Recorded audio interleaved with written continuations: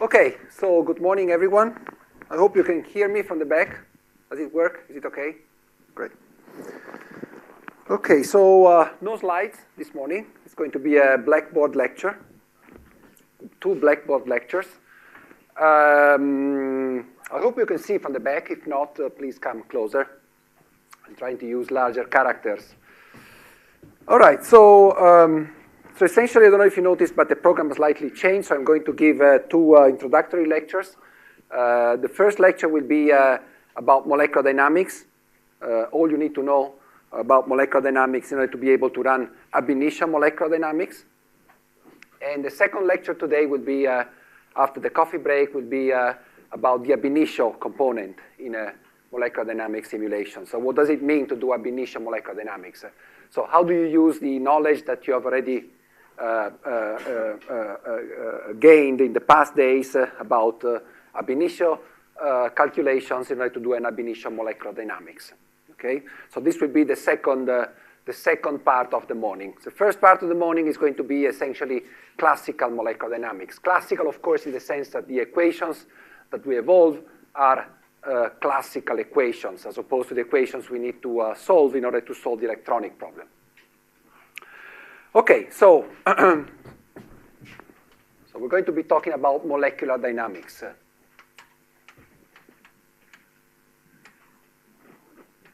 I actually want to avoid the name classical, even though I think you have to keep in mind that this is classical molecular dynamics. We'll come back to that later on. But essentially what I mean by classical molecular dynamics or by molecular dynamics to cure is essentially that we are solving Newton's equations for the particles. So if you have a particle of mass m, capital N, by the way, I'm going to be trying to use consistently capital letters for the atoms or nuclei, and the difference will become clearer later on. Anyway, for the time being, let's assume we're talking about atoms, particles. So we have a number of n particles, so I goes from 1 to n, capital N, and we have particles with mass m. It can be different. And we're going to be evolving the Newton's equations for particles in our simulation box. And let me clarify now what I mean by box, okay? So essentially, the name molecular dynamics essentially describes all what we do in order to solve this set of coupled differential equations. These are second-order differential equations in time, because here I have the acceleration, second-order derivative with respect to time. I typically have a force, which is given to me by, say, the model I'm using in order to solve these equations. It can be a parameterized potential, and I'll come back to that. It can be the ab-initio potential, and this is what we'll be discussing in the second part of the talk. Okay? Sometimes, just to make sure we all are in tune with terminology, whenever here we have a parameterized potential as opposed to the ab-initio potential, we typically call this a classical potential. It doesn't really mean too much. They're all potentials. They're all forces that we have to extract somewhere. And whether we extract them from a parameterized form, an analytical form, or whether we extract them from the ab-initio potential is, of course, just a matter of taste and need in terms of the problem that we want to solve. So I don't like the fact that some people call this force field a classical force field, because it's actually a force field, whether you calculate it. The difference, of course, is that in the case of the ab-initio molecular dynamics, this force field is calculated based on the quantum mechanics of the electrons. Okay, so that's the main difference. So that's why people call it classical force field in one case and quantum force field in the other case. But in any case, force fields come from the quantum mechanics of the electrons, whatever you do, essentially. Okay, well, we'll come back to that. I just want to give you a few, ideas for thought for the future discussion later on, particularly in the second part of the of this lecture. Okay, so we have this set of equations, and we have particles interacting with one another. Of course, if we do that, it's because we want to solve dynamics of a problem. So we are interested, if we if we deal with molecular dynamics, we deal with molecular dynamics because we're interested in dynamical properties. If we're interested just in structural relaxation, structural properties of, say, at zero temperature, low temperature, crystal structures, we're typically not interested in doing molecular dynamics. We do molecular dynamics if we want to study the finite temperature properties of a system, or if we want to study, for example, dynamical properties such as vibrations, if we want to study diffusion properties in a liquid or even in a solid, transport properties, and so on and so forth. Classical transport properties, of course. So transport properties connected with the transport of the particles, of the atoms. Okay, so whenever we have these kind of problems, we typically sit down and we try to solve the molecular dynamics. We try to use molecular dynamics. I should also say that in order to find finite temperature properties, there are a number of other methods that one can use in principle. I don't want to enter into the discussion about all these methods. I just want to give you, to make sure that you're all aware that this is one of the methods you can use to study finite temperature properties. There are many others. Many of you might be familiar with Monte Carlo, for example. Monte Carlo is a very effective method to sample the phase space at finite temperature, particularly if you're interested in static properties. Monte Carlo, however, does not give you the dynamics. So the advantage of molecular dynamics over Monte Carlo is that molecular dynamics gives you also the real dynamics of the system in addition to the finite temperature structural and thermodynamic properties. This is actually not completely true, as we will see in a few minutes, even for molecular dynamics. Okay, the disadvantage, and I'll come back to that again later on, is molecular dynamics as opposed to Monte Carlo. For example, among the many methods that allow us to study properties of systems at finite temperature, is that molecular dynamics explores the phase space of a system at finite temperature by using Newton's equations, by using the real dynamics, which is sometimes not effective if we want to, for example, explore the phase space in remote areas. Suppose you want to, for example, study a phase transition between a crystal structure at finite temperature and another crystal structure at finite temperature. Sometimes the real dynamics is not enough to allow you, the time scale of the real dynamics that you can afford with standard computers is not enough to allow you to explore the phase space sufficiently. Even in real system, phase transitions, first-order phase transitions between different crystal structures may take minutes and may take a very long time to happen. Not to mention, of course, problems related to protein folding and so on and so forth, but I don't want to enter into that. So the time scale problem is a very important one in molecular dynamics, and I will only describe basic molecular dynamics, the one that essentially can only do Newton's equations, at least for today. All right, so the first problem you're facing when you set up a molecular dynamics simulation is the one you need to put your atoms in a sort of box somewhere, right? You need to collect the atoms and start your simulations by placing the atoms in some positions. And typically the first dilemma that we have when we want to study with molecular dynamics a condensed system, here we are mostly interested in condensed systems, say crystals or solids at finite temperature, liquids, is whether, of course, if you're interested in a molecule, this discussion doesn't apply, but if you're interested in an extended system, the typical dilemma we face is whether we want to simulate a finite system by just taking a big cluster of atoms. Okay, so we place the atoms, our particles, essentially in a big cluster. So here I have my particles here. I'm just talking about the starting configuration in order to start this second-order differential equation. Suppose I'm interested in the properties of a bulk system, of particles. Ideally, I'm actually interested in the properties of, 10 to the 23rd particles, the real system, macroscopic system, but I cannot afford solving 10 to the 23rd, the second-order differential equation. So I need to limit myself to whatever I can afford in a computer, which nowadays, depending on the force field, goes between, say, a few hundred particles in the case of ab-initio molecular dynamics to millions, even 100 million particles in the case of classical force fields. Even there, 100 million particles is certainly not enough to describe what we would like to describe, which is a macroscopic system, an Avogadro number of particles. So we need to carve out of the real system a small subset of particles and hope that that subset of particle gives us properties that are consistent with the properties of the macroscopic system. So this is actually the first dilemma we face. How can we simulate the properties of a macroscopic system by using orders of magnitude less particles than what the real system contains? Now, of course, you may argue, if I'm interested in properties like chemical reactions, for example, well, chemical reactions take place between molecules or between atoms, so it's a local property. So that's something that I can easily describe if I carve out of my 10 to the 23rd particles a small subsystem. I'm interested in a chemical reaction between these two particles, for example. Well, I just take a small subset of my system. I take enough nearest neighbors to give a proper environment to my chemical reaction, and I'm essentially done. I'm not interested in the properties of the molecules that are, say, millimeters or meters far away from this one. But there are, and this is just a warning for those of you who actually study properties that are more macroscopic. There are, of course, properties that cannot be described with such a small, with the small simulation cells that we typically use in molecular dynamics. I'm thinking of properties like, extended defects in solids. Take a dislocation, for example. Dislocation is something that typically extends over microns. Extending over microns means that the number of particles that you have in your, that you would need to describe such a system easily go into the range of, 10 to the 9, 10 to the 10, 10 to the 12, okay?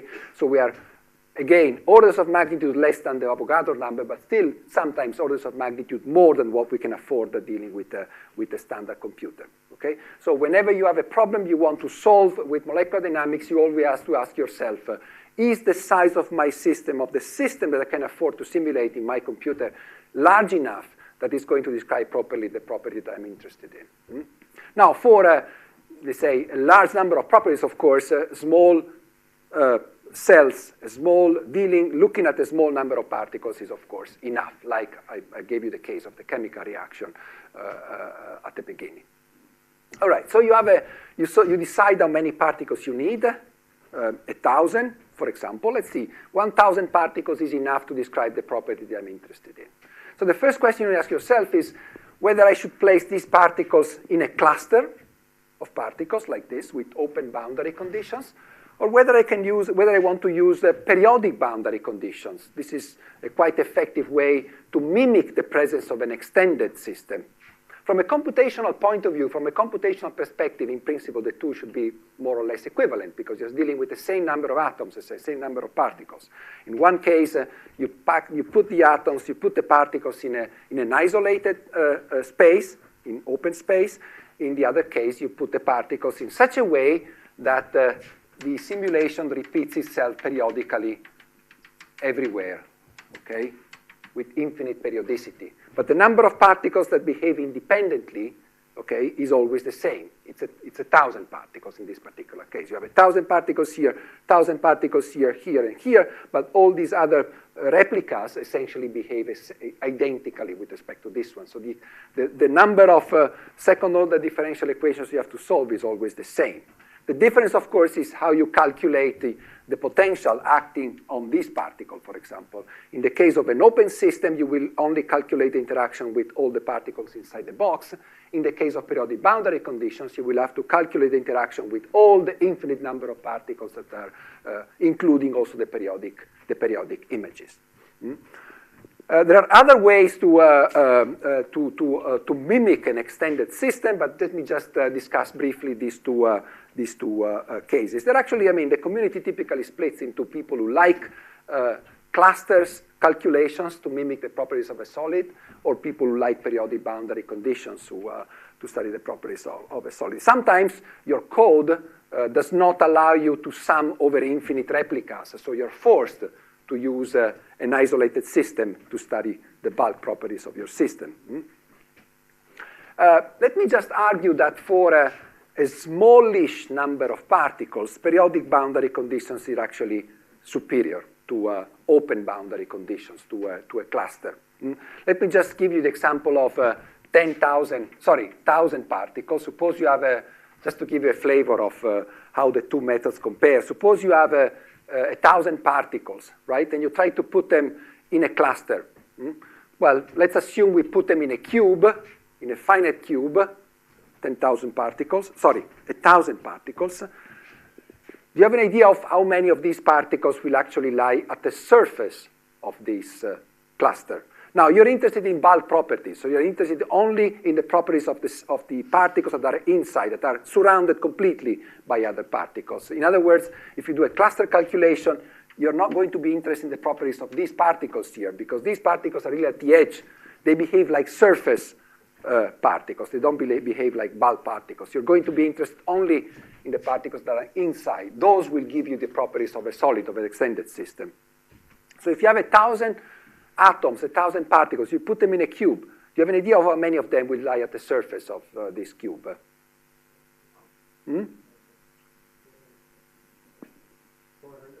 400.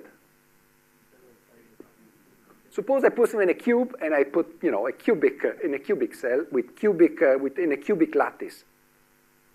1,000 particles. 600, right? It's 10 by 10 by 10. So I have 6 faces.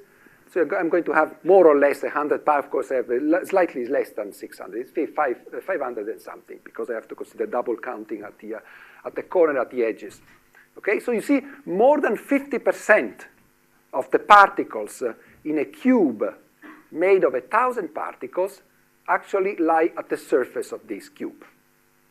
So even with 1,000 particles, you see that more than half of the particles are essentially irrelevant for your purposes, because they're surface. They behave like surface particles. They don't behave like bulk particles. Only less than a half. Now, this surface problem is, of course, very important, because this is, and of course, it's going to become less and less important the larger is the size of your cluster. The larger the size of your cluster, the number of particles that are in the bulk is going to dominate eventually in the large N limit. But I wanted to try and make clear is that for a smallish number of particles, like 1,000, remember, here we're going to be talking about ab-initio molecular dynamics. So what we're going to study here is simulations for when the potential is calculated from ab-initio. So you're not going to be able to deal with more than a few thousand particles in your simulation with ab-initio methods. So this is a reasonable number for an ab-initio molecular dynamics. So ab-initio molecular dynamics, the number of particles that you can afford with ab-initio molecular dynamics is such that you better do a calculation with periodic boundary conditions. Don't try to do that with the cluster. So try to use periodic boundary conditions.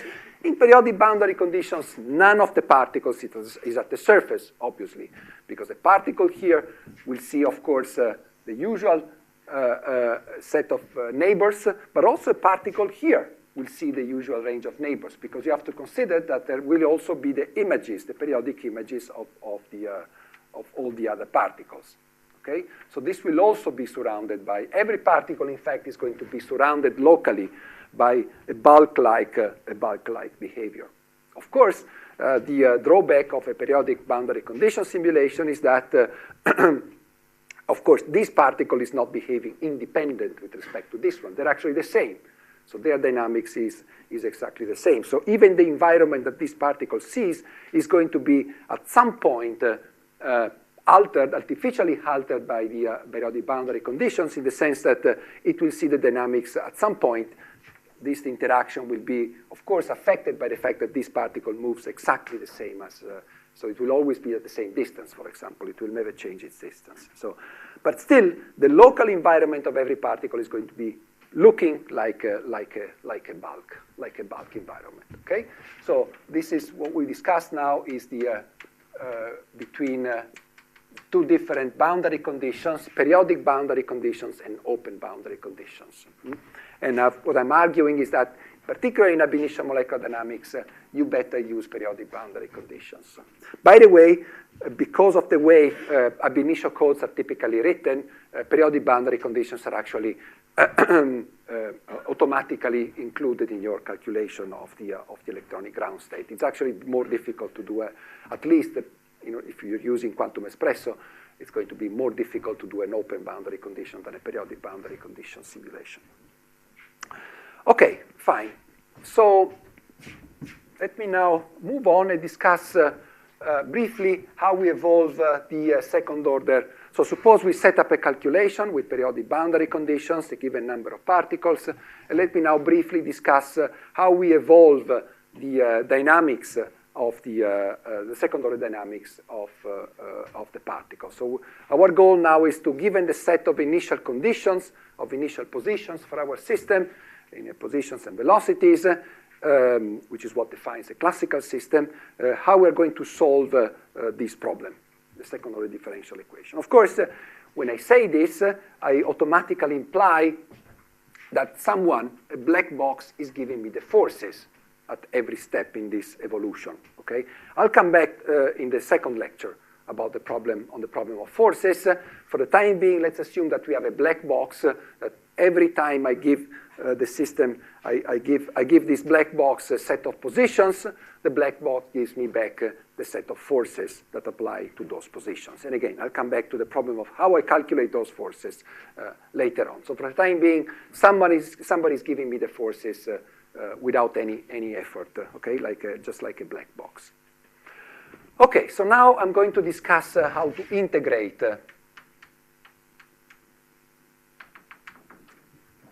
integration of the equations of motion. Okay, that is the second order differential equation. So the way I'm going to try to address this problem is by discretizing time. So I will start with a given set of positions at a given time, and I will try to estimate the positions at the next time step by choosing a finite time step, which I call delta t. So this is my time step. And this time step, of course, has to be small enough that my extrapolation, the estimation of the next step is sufficiently good in a way that becomes clearer in a moment. At the same time, it has to be also long enough to allow me to run the simulation for the longest possible time.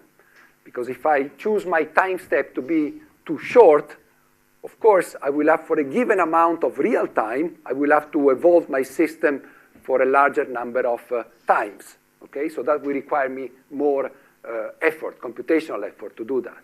Okay, so there is a sort of compromise that I have to reach in the choice of the time step, and I will come back to that in a moment, so that it's not too long in order to be able to integrate properly the equations of motion. At the same time, it doesn't have to be too long. It doesn't have to be too short, because otherwise my overall simulation is going to take ages in order to simulate a given amount of physical time, which is what I want to do. So let me first, just as a start, write down. Let me drop all the indices for the time being.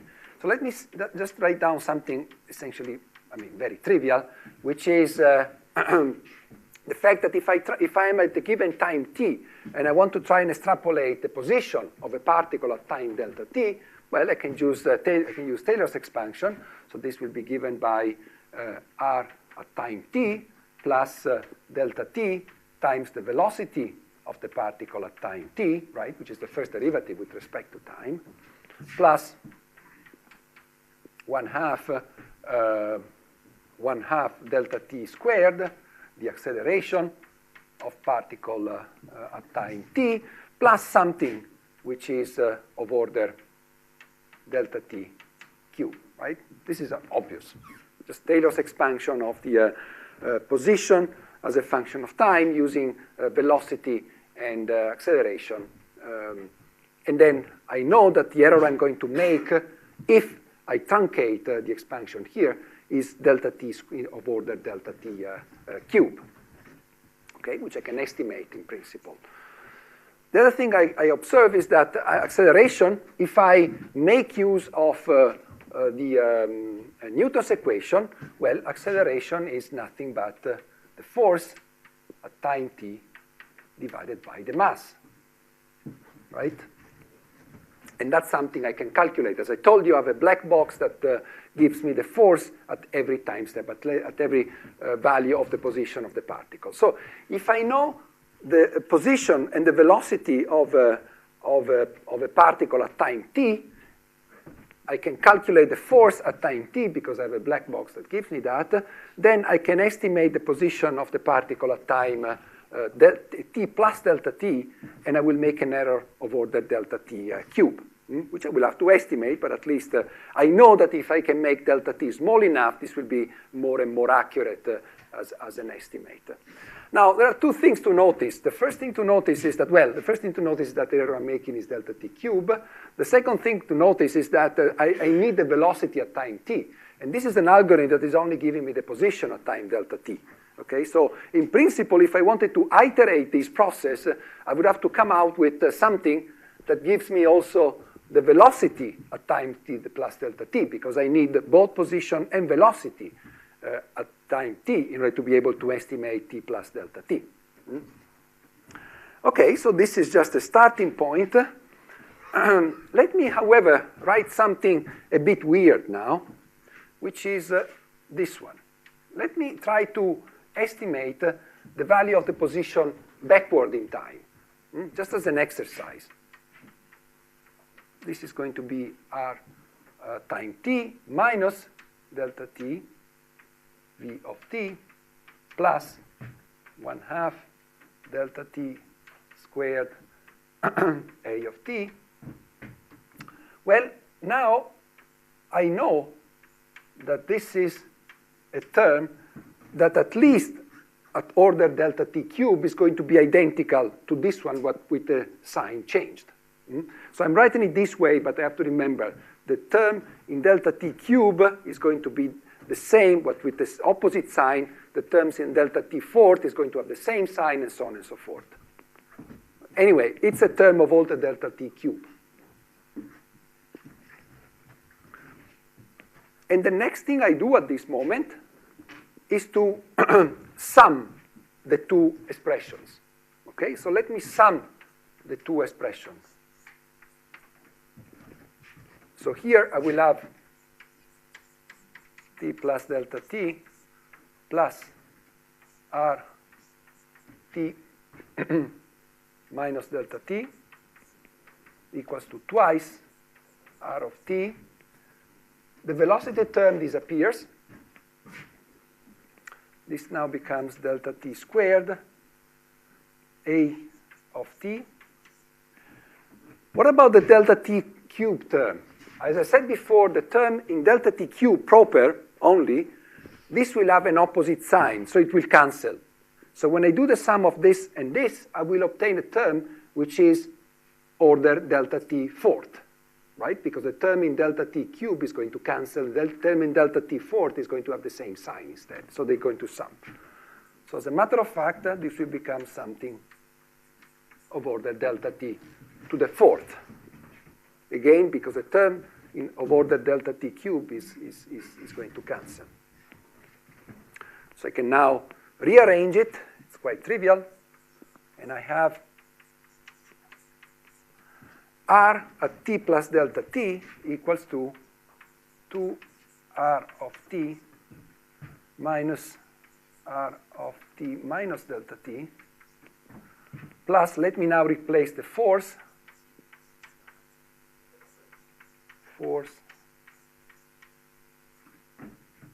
and then the residual error is of order delta t fourth. Okay?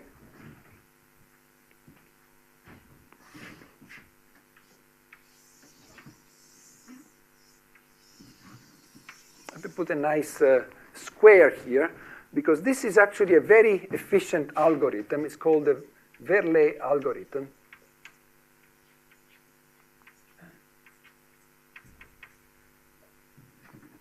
To evolve the position at time at subsequent times in t plus delta t. What is the advantage of this with respect to the first expansion, Taylor's expansion we wrote down at the beginning? Well, the first thing is that, as you can see, the velocity term has disappeared. Now what I need to know is only the position at time t and the position at time t minus delta t. Okay? I don't need to know the velocity. I never need to know the velocity, in fact. Because if I iterate this algorithm, I just need to continue, to build a sequence of r's at different times, and I never need the velocity. Of course, the velocity is embedded in the expression, because here, of course, as you can see, this is rt. I can also write the first two terms here as rt plus rt minus RT minus delta t. So in some sense, the velocity is there, but it's never there explicitly. It's an expression that contains only positions. The second observation is that by doing this, I've been able to increase the accuracy of the estimate by 1 delta t. Before the error was delta t cubed, now the error is delta t to the 4th. Okay, so if I make delta t small enough, I can make that error smaller and smaller. And certainly this is going to be smaller than the error I was making here in this trivial Taylor's expansion. Now, I will stop here, and this algorithm is actually an excellent algorithm, particularly for ab initio molecular dynamics. But let me just mention that I can actually iterate this argument even further by adding terms at minus 2 delta t. I don't want to go through the derivation of that, but just want to give you a flavor of where I'm heading to.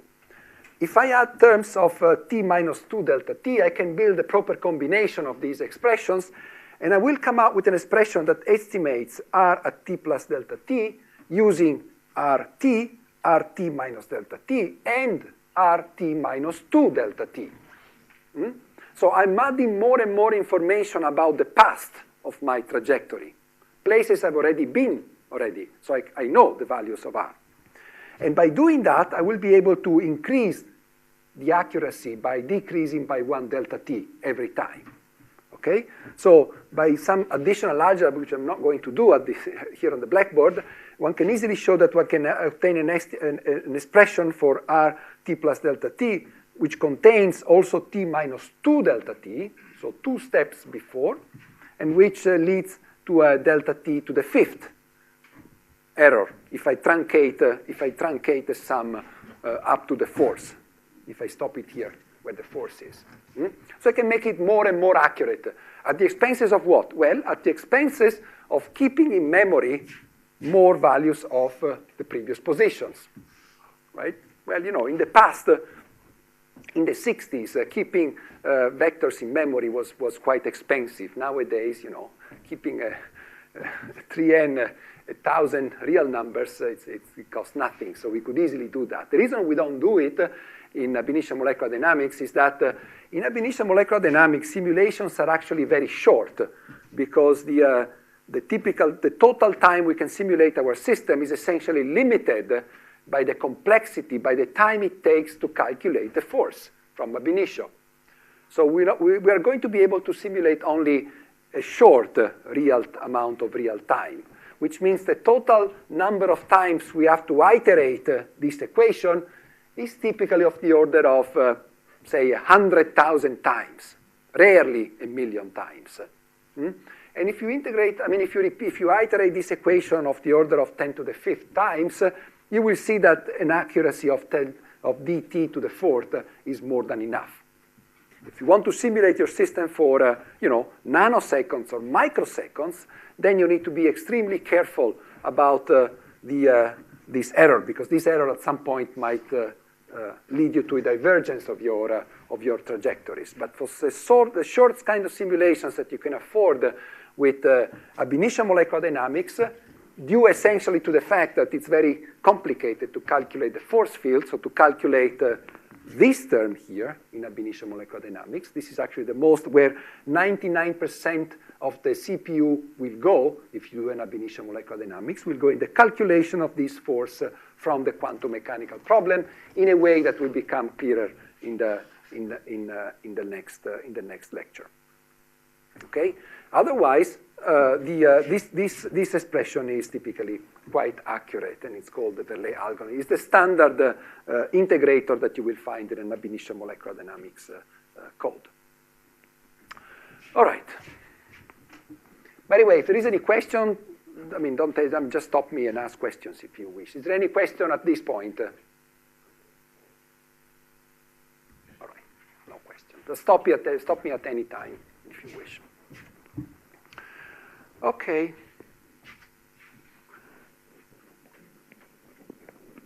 So let me now move on and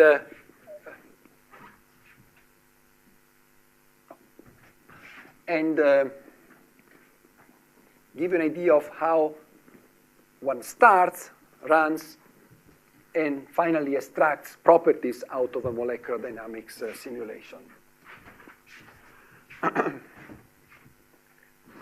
So the first thing you need to do is to initialize your system. Okay, so you have to place your particles in a box,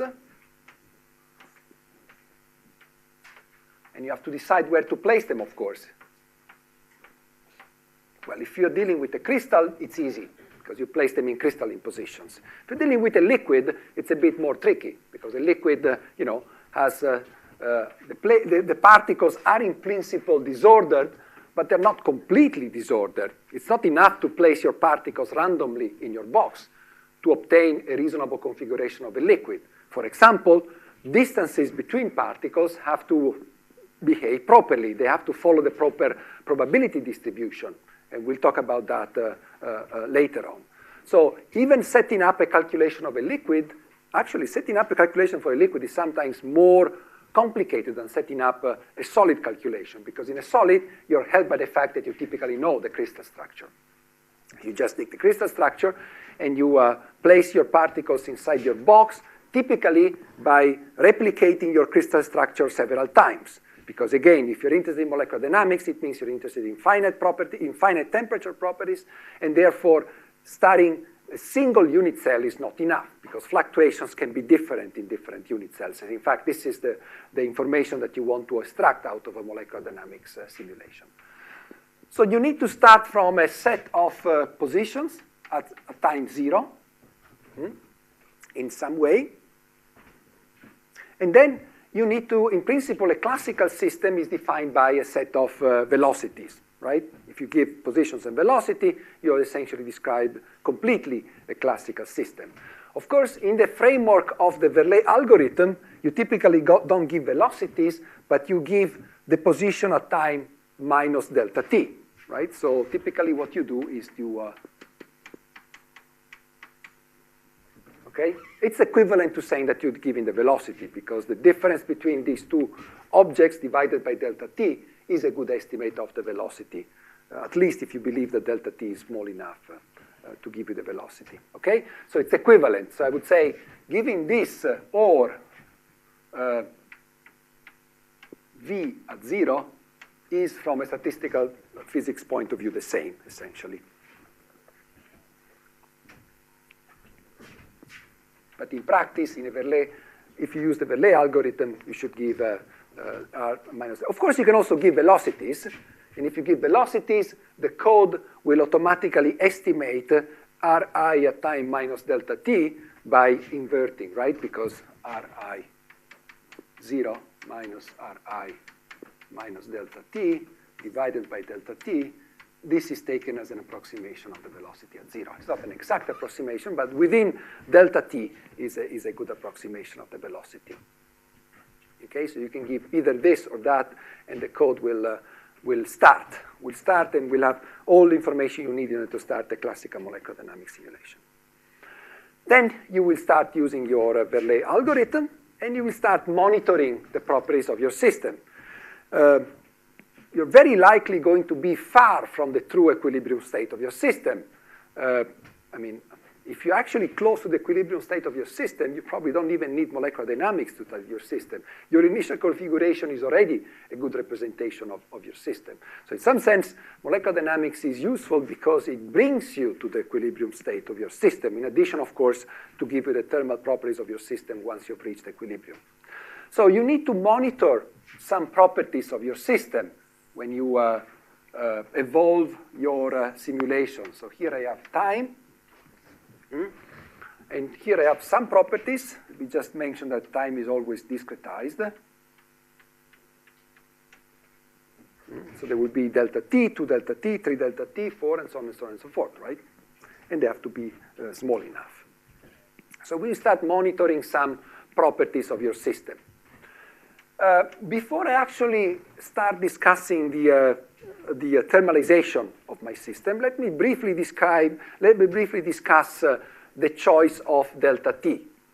Because, how do you fix delta t? You need to fix it, right, at the beginning of your simulation, because you need to set the delta t that you're going to use in the Verlet algorithm. So you need to give that as an input to the code. What is the delta t that I'm going to use for my calculation? So how do you choose your delta t? Well, it's delta t has to be, again, as I said before, small enough that the error you're making here can be taken to be extremely small enough that your trajectory will remain essentially as close as possible to the true trajectory, the one you would obtain if you were able to integrate exactly Newton's equation, or if you wish, in the limit of delta t going to 0. But at the same time, you don't want that to be too small, because otherwise you have to iterate this procedure, and therefore the calculation of the force too many times. Let me briefly digress on this delta t tending to 0 limit. Now, I don't know how much you're familiar with dynamical systems. I don't want to enter into much of the detail of that, but I'm sure you've probably heard that errors you're making in integrating the second-order differential equations, evolution of the Newton's equation with time, in most algorithms, and if you don't know it, I'm telling you now, diverge exponentially from the original trajectory with time. That is, they typically stay very close to the trajectory for some time until they diverge dramatically from the original trajectory. Okay?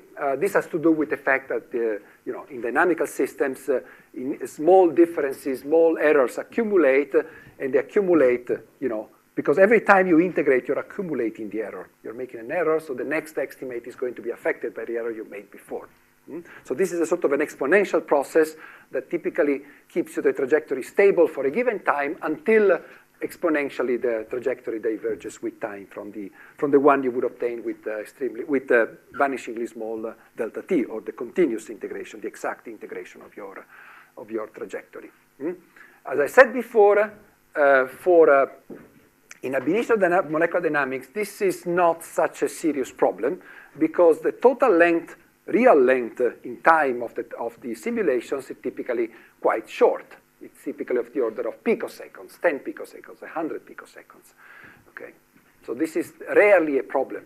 However, you still want to make your delta t long enough until this equation integrates properly. So as a matter of fact, actually let me discuss this on this side of the blackboard. How do you actually choose your delta t?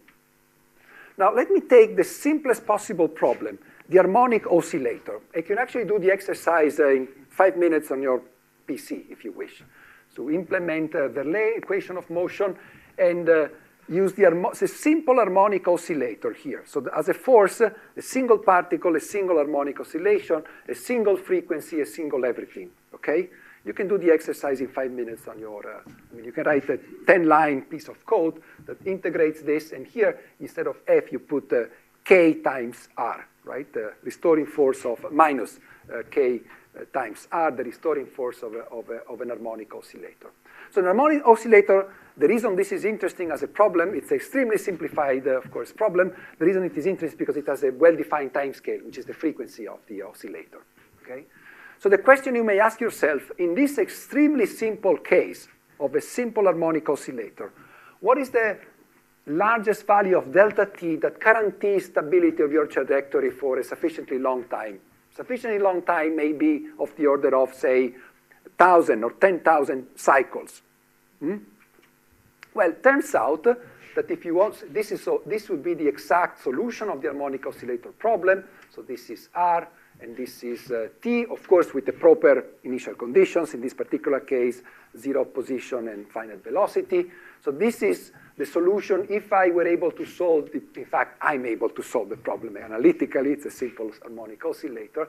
But if I try to solve it now by discretizing using the Verlet algorithms, that is, by discretizing this trajectory here, then it turns out that with a choice of delta t, so if this is the period, if this is tau, the period of the oscillation of my harmonic oscillator, a choice of delta t, let's say smaller or equal to something of the order of tau over 30, that is 1/30 of the overall period of the oscillation, turns out to be a very good choice that keeps the trajectory stable for at least 1,000, 10,000 cycles, after which it starts diverging because of the accumulating of errors.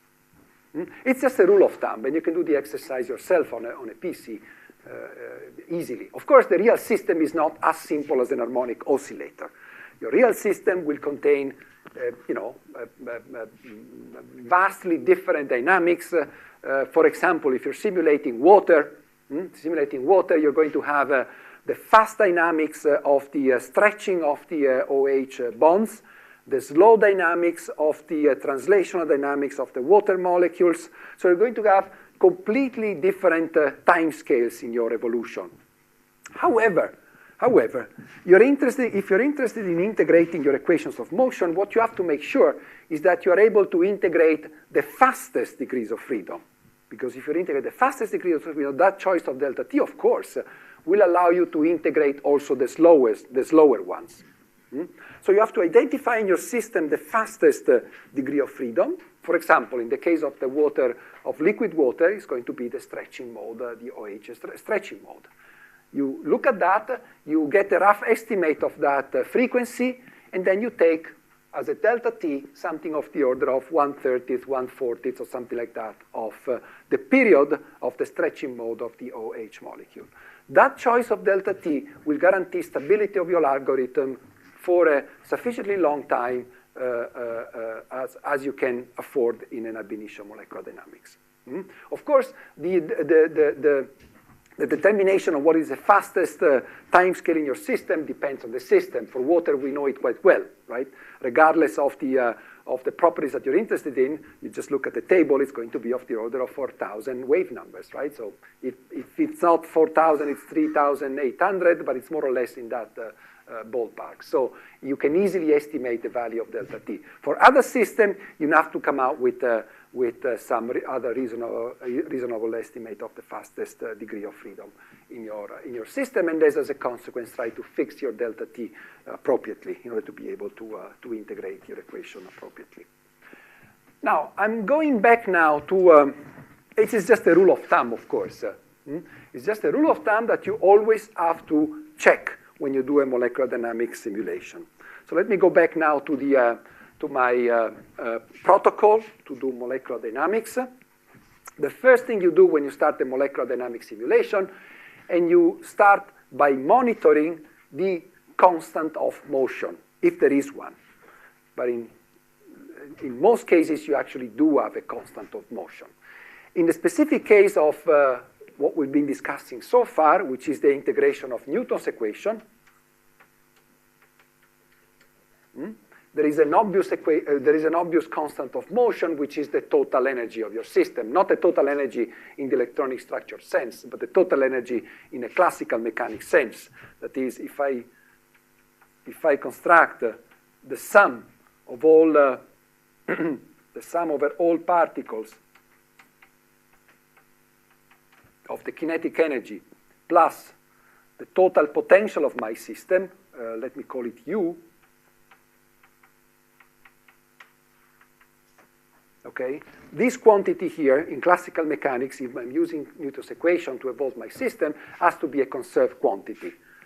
So whatever value this quantity has at the beginning, this value has to be the same throughout the simulation. Okay, it's a constant of motion by definition. So the first thing I typically monitor in a molecular dynamics simulation is precisely the constant of motion. Why? Well, because if by any chance my equations are not integrating the system, the dynamics properly, the best, I mean, how do you know actually? Suppose you are integrating with a finite delta t, right? You will obtain some points here. Actually, use the colors. So you're starting with a given delta t, right? You will have some, well, I'm going to put the balls here like this, like this, like this. Then let me take an extreme case, right? An extreme case is that the trajectory starts to diverge from the correct one already very early. Okay, so this would be the trajectory if I integrate it using, say, this could be, I don't know, delta t equals to 1/10 of t, of tau, okay? So I start making errors immediately, and my trajectory starts to become different with respect to the correct one pretty soon. However, if I don't know the truth, right, I'll never be able to tell whether that trajectory is good or bad. To me, it looks like a legitimate trajectory, right, the green one. If I didn't know the fact that the white one, which is the exact solution, is completely different, I wouldn't be able to tell that this choice of delta t is so bad, doesn't integrate the equations of motion properly. However, what I will be able to see definitely is the fact that because my integration is not exact, it leads to errors, the constant of motion here will not be conserved, right? Because this equation of motion is conserved only if I'm integrating exactly the equations of motion. So any mistake I do in the integration here will show up in a departure of the total energy from the value I started at the beginning. So the first thing one typically monitors is precisely the total energy in a simulation. You start from a given value, and in principle, this has to be a constant, and you just keep looking at that, right? So this typically remains a constant, and sometimes, at some point, it may start to diverge. Well, of course, you may ask yourself, what do I mean by divergence? I mean, how much is, what is the value? I mean, if I zoom in, of course, they will never be identical. Well, the first observation is that particularly with the Verlet algorithm, you're going to see a number of, in fact, not divergences, but fluctuations. So the Verlet algorithm is actually something interesting because it gives, on a short time scales, it's not really exact, but on the long time scales, it actually keeps stability much longer than other algorithms, particularly algorithms with the same level of accuracy in delta t. So how much is too much? Well, clearly, I mean, the departure from the initial value of the total energy has to be smaller than any physical energy you're interested in, okay? For example, temperature. For example, changes in internal energies due to changes in your system, due to a phase transition, due to the vibrations, if you're interested in vibrations, okay? So as soon as this departure from the total energy becomes, is not extremely small, very small, much smaller than relevant changes in energy that you're interested in, as soon as this is no longer the case, then you have to stop. You have to stop, and then you have to restart your simulation by using a shorter delta t. Okay? So this is a very powerful way to monitor the accuracy, the choice of your delta t. Okay, so I talked about constant of motions.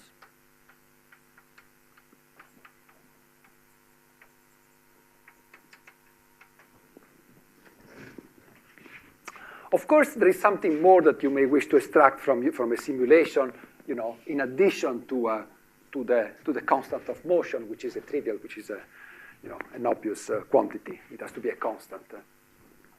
One quantity that you may be interested in looking at is, for example, the internal energy, right? So the internal energy U, well, this is no longer a constant.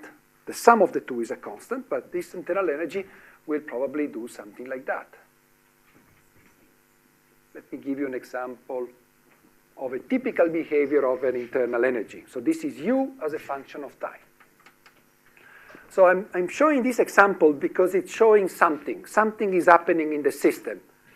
If you notice, the system, the energy initially oscillates around roughly this value, and then it sort of jumps down here to this value. This is quite typical in a molecular dynamics simulation. That is, the system is starting, is performing the first breathing, the first oscillations, right? These oscillations are typically, just vibrations of your system, and then the system, after a while, finds a new structural configuration. Or in a liquid, for example, it could be just a jump of one molecule or one particle from one position to another one in the liquid, which is fluctuating, which is dynamically evolving. So this actually is indicating that the system is still in the process of relaxing to the correct thermodynamic state. You still have, jumps in the value of the internal energy. Internal energy is actually a good quantity to monitor if you're interested in determining where equilibrium is reached, for example. Similarly, and in fact I'm going to now draw the same plot here, you may be interested in monitoring this quantity, okay, the kinetic energy of the system. Now, because the sum of these two quantities is a constant, the kinetic energy will have to behave exactly the opposite, right? So like this, like this, like this, and then like this, like this, like this, and so on and so forth, right? So this will be the temperature, kinetic energy of my system.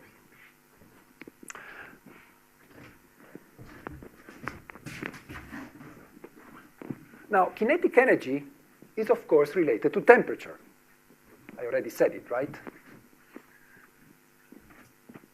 In statistical mechanics, we can define temperature, in fact, as the average. So we can define temperature as the average of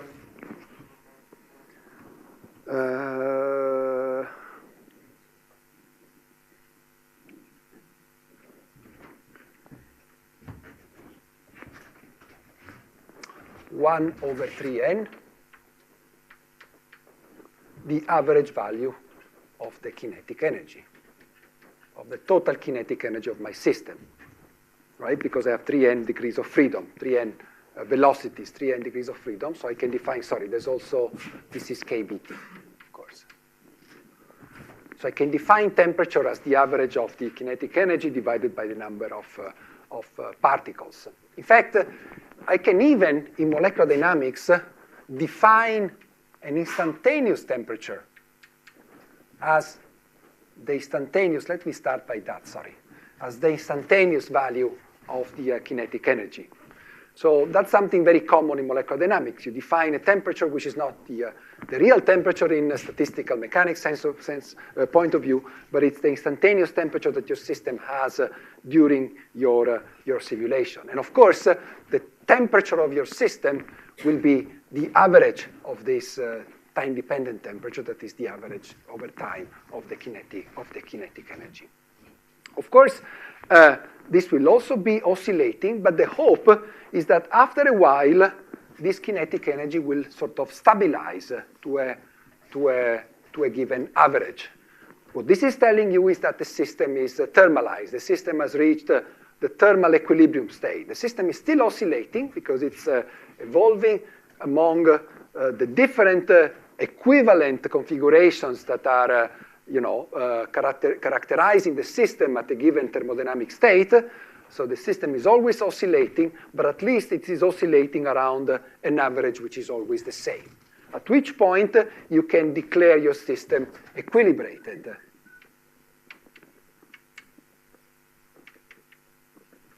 So say, for example, in this simulation, if you run for sufficiently long time and you see that this is not changing, you can typically declare the system was already equilibrated starting from this point, for example. So the system has already reached a sort of steady state, thermodynamically speaking.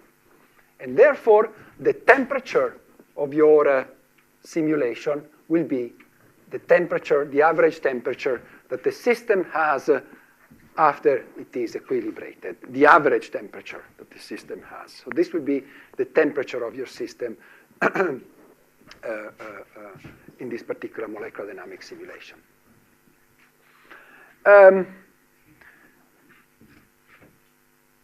Let me comment a little bit more on the initial conditions. Okay, as I said before, one of your goals is also to reduce as much as possible the equilibration time. So the time it takes to get from the beginning to the point at which the system can be declared equilibrated. Why are you interested in doing that? Well, because all this part of the simulation, you will have to discard it. This is not meaningful, statistically speaking. The meaningful part of the simulation is the part of the simulation where the system is equilibrated. So in some sense, this is all, garbage.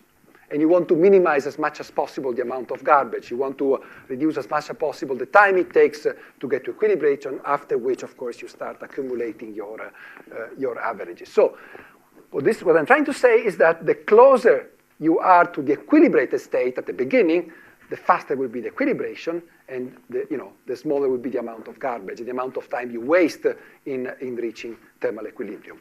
So this brings me to the concept of trying to optimize as much as possible your initial configuration in order for this configuration to be as close as possible to the equilibrated state. Now, there are two ingredients in the initial state of the system. There's the velocity, the positions, and there's let me call the velocities, okay? In a classical system, once again, position and velocity determines the state of the system. So initially, I have to provide positions and velocities. Now, fortunately, and all of them, and I have to provide them in data for that at the beginning. Now, fortunately, classical statistical mechanics gives me an exact recipe to determine the velocities, because the velocities are distributed according to the Boltzmann distribution, classically. Right? So I just need to extract with a random number generator, numbers distributed according to the Boltzmann distribution. Right? So for velocities, it's easy. For the velocities, I just need to extract velocities out of minus beta kinetic energy, which contains the velocity squared. I extract velocities out of this distribution. By the way, this is actually a product of independent distributions. This is another beautiful thing of the classical statistical mechanics. The velocities appear in the probability distribution as independent variables. So I can sample the velocities independently. I can choose random numbers sampling just the velocity of a single particle. Okay? And I will take them out of this Boltzmann distribution.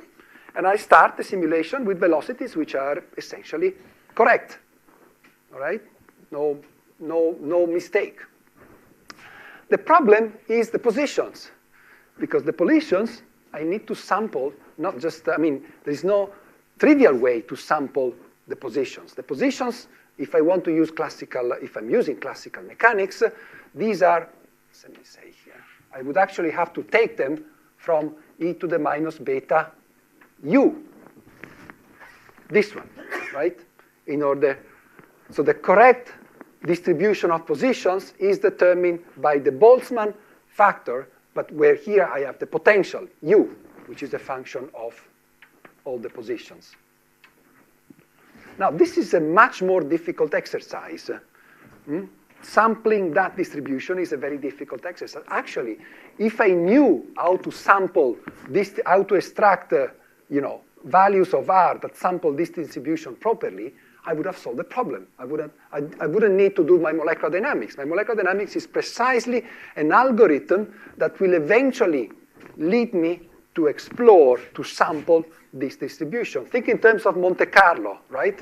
Monte Carlo is precisely sampling this distribution, but it's only at the end of your chain that you will obtain configurations which properly sample that Boltzmann distribution. So in some sense, saying that I can extract the configurations that sample this distribution is equivalent to saying that I already solved my problem. I don't need to do molecular dynamics, except for the fact that with molecular dynamics, I also extract dynamical properties, okay, which is something additional that is not in the realm of pure statistical mechanics, okay?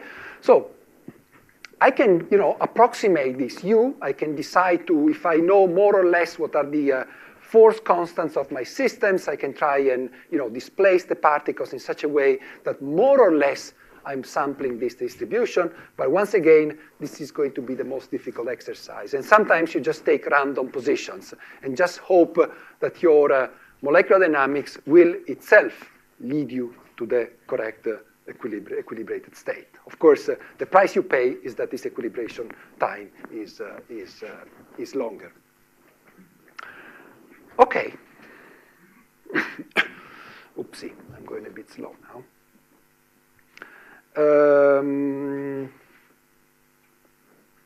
So I'm equilibrated. Yes. This automatically, naturally leads to another important concept in molecular dynamics, which is the following. In the protocol I've shown you, I've chosen my velocities. I've chosen in some way the positions. I let the system evolve. I got my starting kinetic energy here, potential energy here. The total, the sum of the two is a constant, hopefully, if my delta T is correct. And then you see, if I look at the temperature of my system, instantaneous temperature, this is fluctuating, and only after a while it gets equilibrated to the final temperature of my simulation, right? What is the problem? I didn't know this temperature at the beginning. There was no way I could have started my simulation in such a way that I was reaching this temperature. This temperature is an output of the simulation. It's not an input, okay? And of course, I can try several times. And if I'm interested, for example, in simulated water at ambient conditions, 300 Kelvin, okay, I can start with my molecules in given configurations, given velocities. First time I get 200, right? And I probably increase a little bit the distortion, the displacements of the atoms in such a way to give a bit more of potential energy. The second time I obtain 400. Okay, I can iterate this until I finally get 300 Kelvin, the temperature I wanted. But you immediately understand that this is a very, complicated exercise. In other words, the temperature is an output of the calculation, because the calculation I did was a calculation in which I kept the total energy, the energy of the system conserved. The question now, is there any way in which I can actually force my system to reach a specific temperature, my target temperature in a molecular dynamics calculation? Well, yeah, why not? I simply need to change my equations of motion.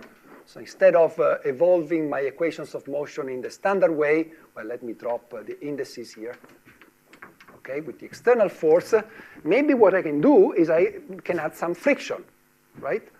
So I can add a friction here that is minus gamma V. Suppose my temperature, I start my temperature, suppose that I'm in this particular case, okay? I want my simulation to reach 300 Kelvin.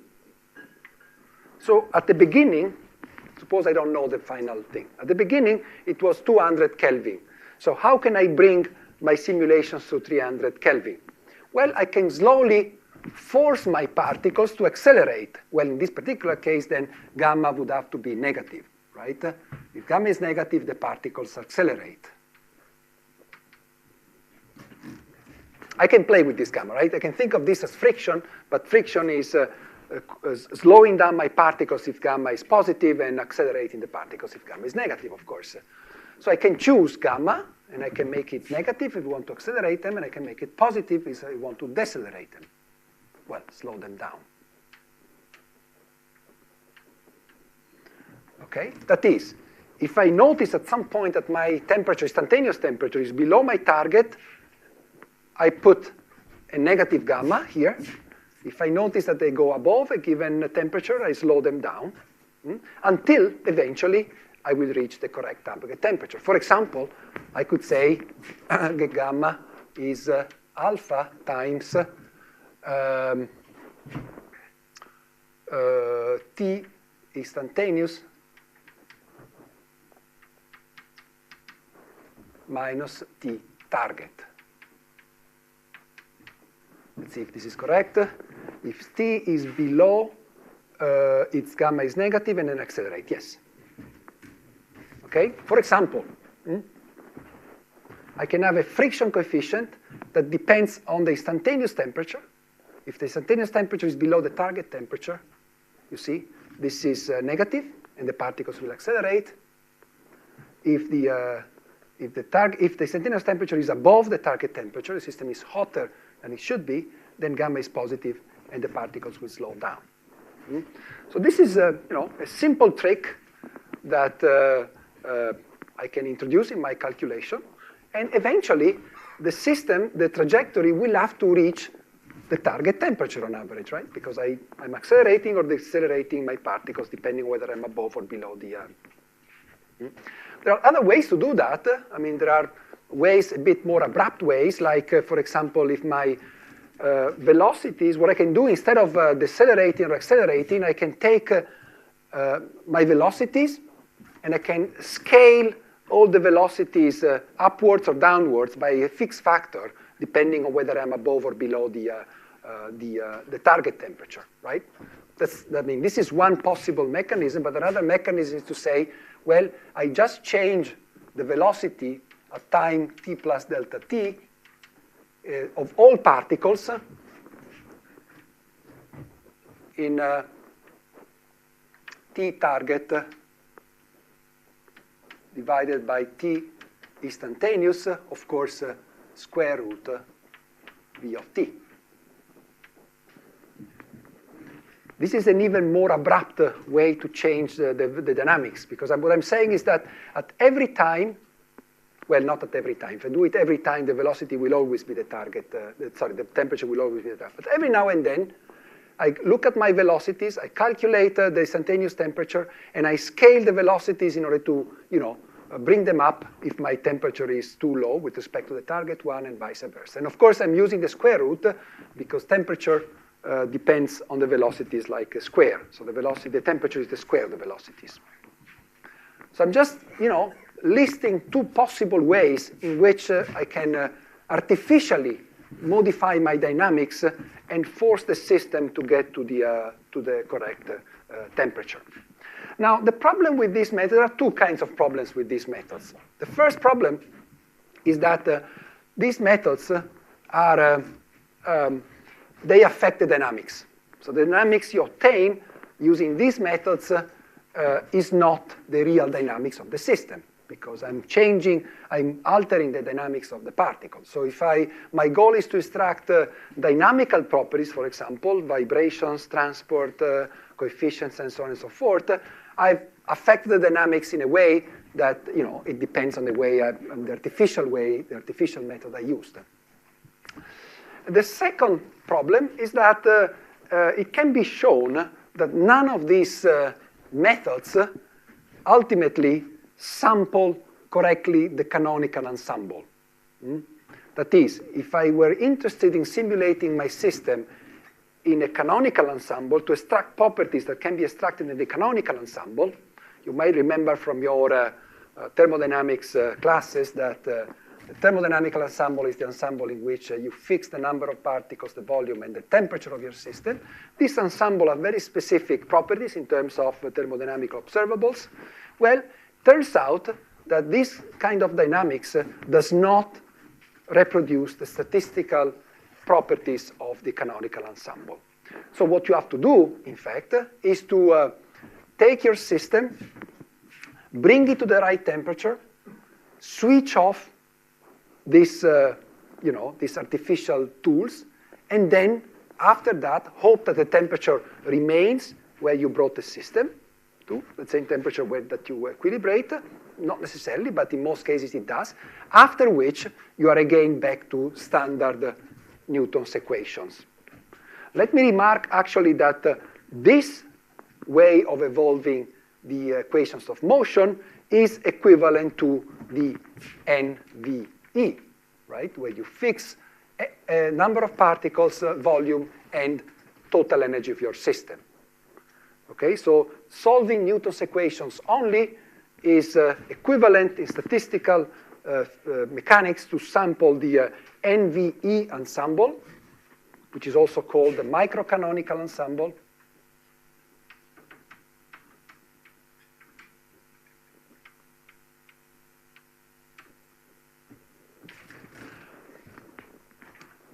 Doing these tricks will actually not lead you to the NVT ensemble. What will bring you to the right temperature, your target temperature, at which point you do a macrocanonical simulation with, in the microcanonical ensemble, temperature is an outcome, right? It's not something you fix. It's an output, and it's an output of the statistical properties of the system. So then you run a microcanonical ensemble in which the temperature is the target one. Okay? So we haven't yet been able to do a canonical ensemble, a real simulation in the canonical ensemble. Doing calculation in different ensembles is not terribly different. After all, the thermodynamic properties here, in any other ensemble have to be the same, right? The temperature that you extract out of a calculation with a microcanonical ensemble where the energy is E is the same temperature you need to put here in order to attain as an internal energy E, right? You have to be, using different ensembles doesn't mean that you're doing something completely different. You're simply using as, external parameters, different thermodynamic parameters, but the value of all the thermodynamic parameters, once you fix your ensemble, the averages have to be always the same. They all have to be the same in different ensembles. Okay, so the question remains, how do we actually do a real calculation in the canonical ensemble? Well, it turns out that there is a magic, one of these many ways to keep temperature constant, like this one, like that one. There's actually another one, and magically, that other one samples correctly the canonical ensemble. This other method is actually slightly different with respect to the previous one, in the sense I'm not going to go into the full mathematical details of that, but it's in some sense similar to this one, the first one I showed you, with the only difference that here I put gamma dot. Okay? And here I put gamma 2 dot. Well, this is actually the way the method was developed by Nozé. It's called the Nozé method. I'm sure you will recognize at this point that if I call gamma dot gamma, I can call this gamma dot. Okay? So to simplify things, allow me to revert it to a description which is actually simpler from our perspective. That's not the way you will find it. You would find it in textbooks. But let me describe it in a simple way here. So essentially, what we are doing is a method in which the friction coefficient is not determined directly by this relationship, but by a relationship in which the friction coefficient itself speeds up according to the difference to the imbalance in temperature. But what you actually use here is not the friction, it's the friction coefficient, it's not its velocity. You might argue, why am I doing that? Well, the reason is that you're introducing dephasing the dynamics of this friction parameter with respect to the dynamics you're going to use here. Magically, there is of course an explanation for that, but magically, if you use this method, you can actually prove that this method samples properly the canonical ensemble. Okay? So the Nozé thermostat, as we call it, which is essentially this. I'm simplifying tremendously. The mathematics is much more complicated than that. I'm just giving you a flavor of the way it works. You can actually show that it reproduces exactly the canonical ensemble. So if you do a simulation in which you have this friction coefficient, and this friction coefficient evolves according to this equation, you are actually sampling correctly the canonical ensemble. What you haven't done yet, of course, is to obtain a trajectory, the dynamical trajectory that is the realistic one, because you have been altering the trajectory anyway. So as soon as you introduce these thermostats, and so now let me give it a title to all this. So this is now, what I've been discussing here is thermostats. As soon as you introduce a thermostat, whether it's this one, whether it's scaling, whether it's the Nozé thermostat, you're going to change and to alter the dynamics of your system, so you're going to lose completely any dynamical information about your system. You're not going to be able to extract frequencies, diffusions, transport, and anything like that as soon as you have a thermostat switched on. If you use the Nozé thermostat and some variances of the Nozé thermostat, you can actually be sure that you're actually sampling properly the canonical ensemble, which means you can take advantage of a number of properties that the canonical ensemble has in extracting observables, thermodynamic properties, quantities. I don't want to go into the details, but for example, in the canonical ensemble, there is a straightforward way to extract the heat capacity of a system from the fluctuations of the internal energy, right? If you do it with the Nozé thermostat, your heat capacity will actually be calculated correctly. It will not be calculated correctly if you use the other thermostats. Okay? Okay. Fine. Let me just conclude this first lecture by introducing very briefly another kind of constraint, which is the barostat. The idea is always the same.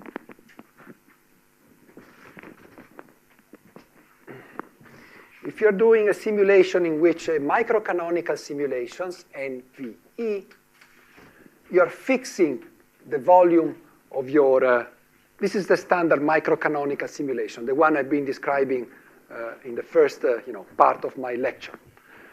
If you do that, you have to fix the volume, right? Because the box is fixed. So if the box is fixed, the number of particles is fixed, the density is fixed, everything is fixed. What is the output of a microcanonical simulation? Well, an output of a microcanonical simulation is the pressure. If you fix the volume, you can run your simulation and you can obtain, depending on the force field you're using, there are different ways to obtain the pressure, but in any case, you can obtain out of your microcanonical simulation, you can calculate the pressure that your system has given that volume. In some sense, this is equivalent to what we said before. We fix the energy and we obtain the temperature.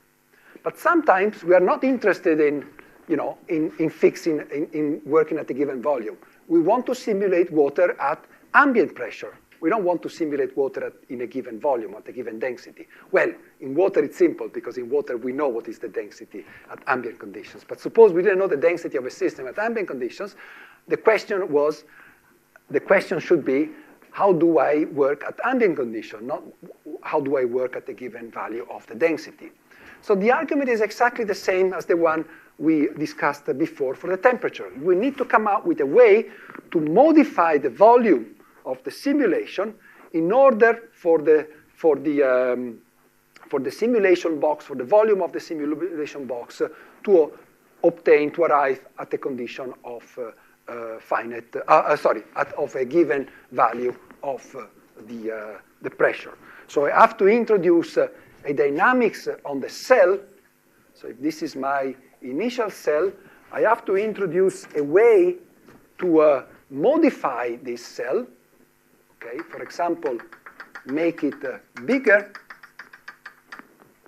Okay, suppose that I calculate the pressure in the initial box, and I find that the pressure is above ambient pressure. It's, 10 kilobars. Okay? So in the white box, the pressure is 10 kilobars. That's the result of my calculation, for example. I want to work at ambient condition, which is 1 bar. Well, I need to expand my unit cell, and I need to expand it until I reach the value of 1 bar, which is ambient pressure, okay?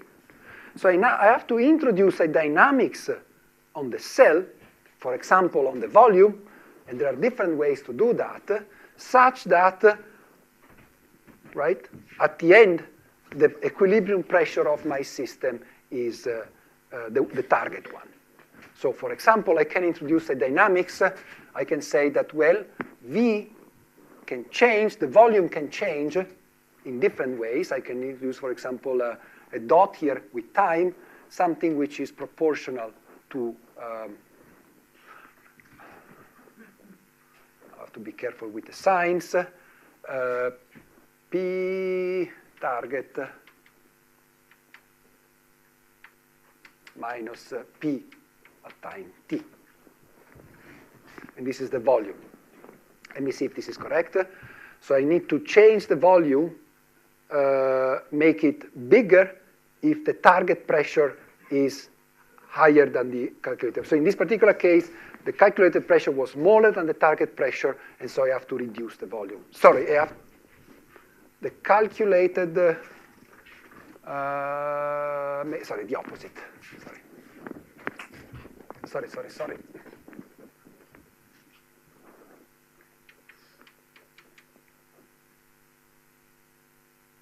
Yeah, minus P target. Okay? Sorry. So in this case, the volume of my cell will evolve in such a way to, and it will stop only when the instantaneous pressure is equal to the target pressure. Now, how do I evolve the volume is another question, of course. Here, I've shown a uniform change in the volume. In other words, I'm essentially only changing the absolute value of the volume, keeping the shape of the cell fixed. So this goes under the name of Anderson dynamics.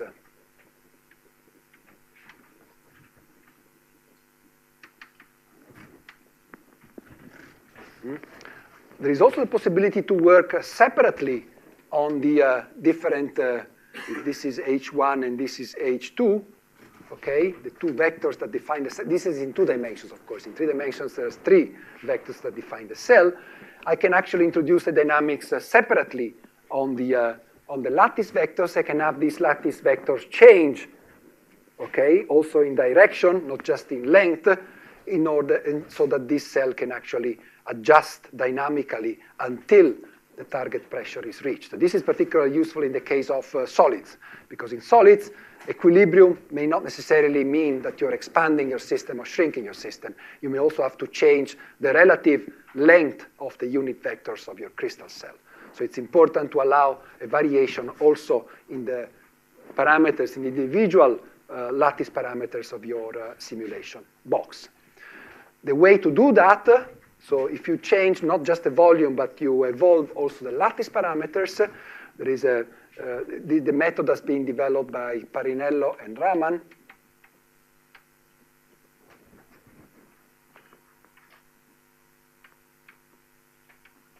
Back in the early 80s. And it's essentially it's same dynamics, but where the degrees of freedom are actually the lattice, the vectors that define your supercell. Let me mention that similarly to what we discussed here, if you want to come up with a method that samples properly now the